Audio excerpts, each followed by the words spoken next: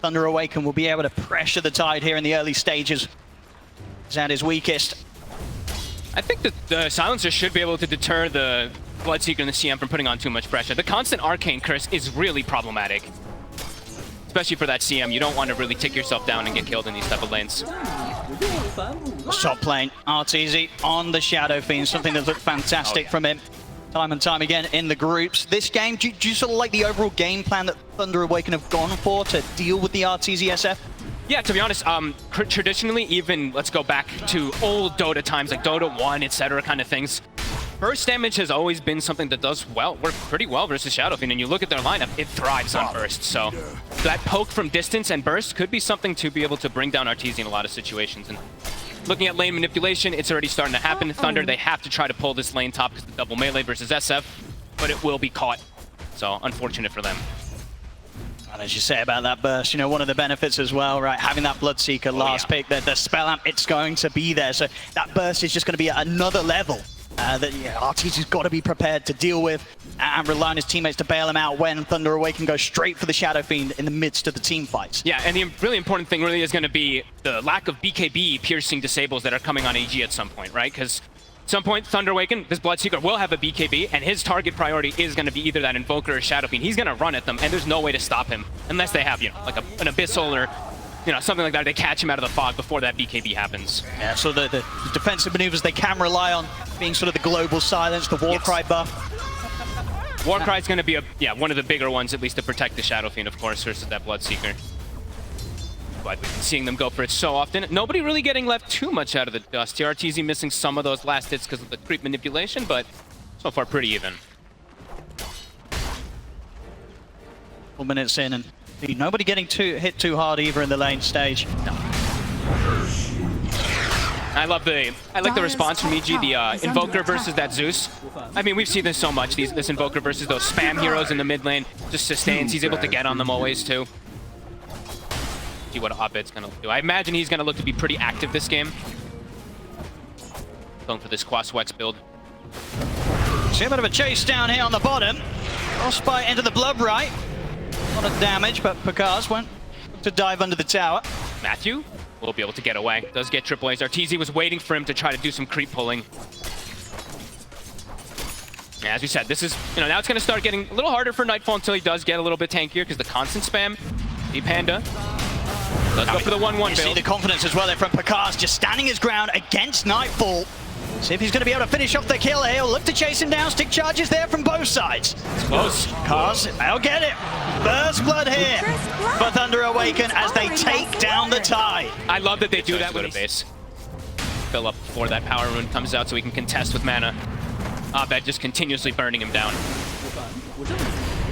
See bottom lane. Panda. EG, they're going to look to try and make a move onto the CM here. Chasing Panda down. The same time, though, you've got Pakazs going for crit. Panda will go down to Nightfall, but underneath the tower, Pakazs will find the trade. Both cores able to chase down the supports, gets each other a kill. Panda will take that one. Anything to enable Pakazs. That Zeus ult, it's at the ready. Let's see if there's going to be, it won't be enough at the moment. Still holding on to it. In fact, the turnaround's just there from EG. And they still can't finish him off. They know he has raindrop. It would not kill him. Bottom lane, Thunder will be able to make a move here with the buff that Pakazs was getting. So we'll find crit in return, but yeah, that top lane, that's a very juicy bit of play there for RTZ with those 2 kills getting handed to them underneath their own tower. Not what you want to do versus the RTZ Shadow Fiend so far. This tournament, he's been down here. We'll see Panda have another slow in a second. And further backups coming in. Matthew, make sure the Dark Margot's going to be safe. Toss back into the 2-man avalanche. The ult as well. Can Thunder have the damage to finish off even these kills? Abed turns with the cold snap. He's into the Ghost Walk. They'll drop a sentry, but he's too far for the Rupture. Pakazs has also joined the fight. They'll go straight for the immediate TP out though, Abed, and he is away safely. Fly will get left behind. Pakazs, of course, he'll charge on forward with the extra help there from Matthew in the toss. It's quite a bit of a dive, but they get the job done. Pakazs, 8 minutes in, able to find a kill underneath EG's tier 2. Beautiful vision down. They're completely seeing all of EG's movements across the map. Thinking about going for this hit.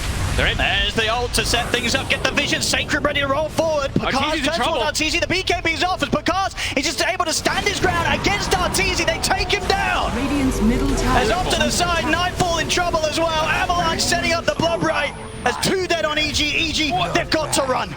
They do get the Sunstrike, at least for 1 kill to come back, but beautiful jump. The burst damage, we saw RTZ BKBs, but he's already, what, 30% HP or less?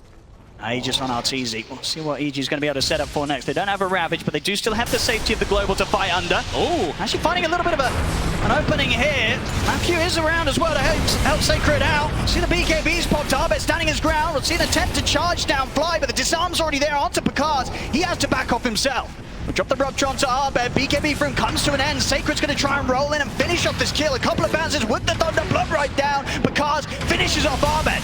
Turn their attention now over towards Nightfall with the damage of Pakazs, Dark Margo, and Sacred. It seems to be a lot. The global silence comes out. Backups here. RTZ and Fly have turned up as well.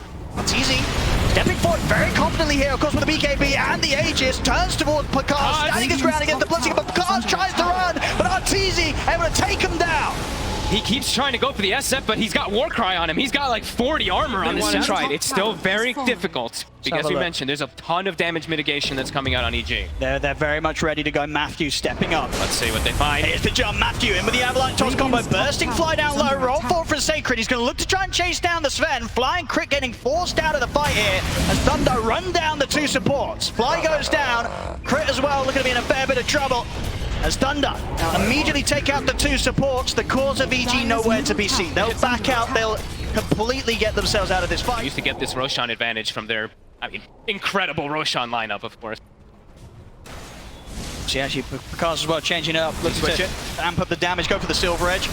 Okay, cool. Look at the toss back here onto Nightfall in the mid. Will force him to use the Ravage, catches onto the fort, but of course he's far away from the rest of EG. Pakazs charges in, they'll be able to take Nightfall down. Now they look over towards RTZ, of course RTZ with the Aegis and the BKB will stand his ground here, punch back at the Pakazs. Pakazs has to keep his distance. He's pretty much one hit away from dying. Arbet tries to catch with the Tornado, but the BKB is still on in time to keep Pakazs safe. Underneath the tower, Sacred charges forward with the Rolling Thunder. They've taken out Crit as well. Jump forward from Matthew. Thunder, they're ready to look for more. They've got the Frostbite onto Fly. Requiem from RTZ trying to keep the space here to keep the rest of EG safe, but Thunder, they still continue to poke here underneath the tier 2 tower. Frostbite from Panda, another jump from Sacred in with the shield crash. Matthew looking for the wrap around towards RTZ. RTZ turns towards Sacred. Sacred, he's still alive. He finally died. The last hit there from RTZ takes him out, but Pakazs, he's going to go back in. He believes in the bash, gets to the BG. Bash and Pistol Blade active as well to hold back RTZ, but now the buybacks are coming out.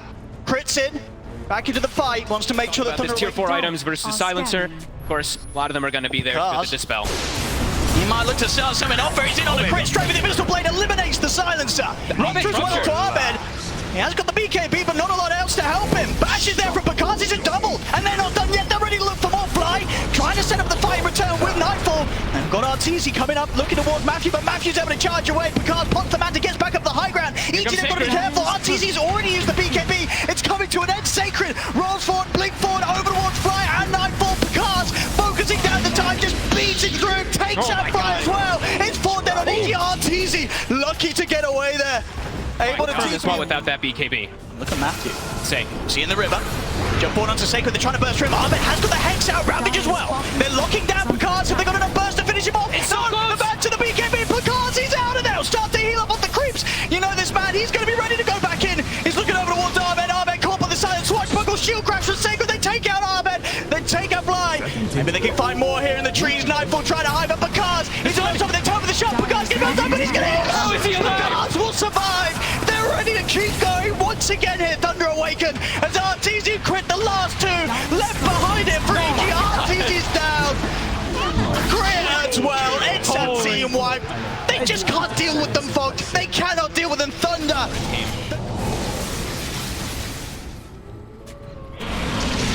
Even I. Thunder up the high ground. They see everyone. Sacred. EG, what's the plan now? See Arbet now too. They know that they see them. Constant poke. Into the side as well. Nightfall and Fly. They'll look towards Panda.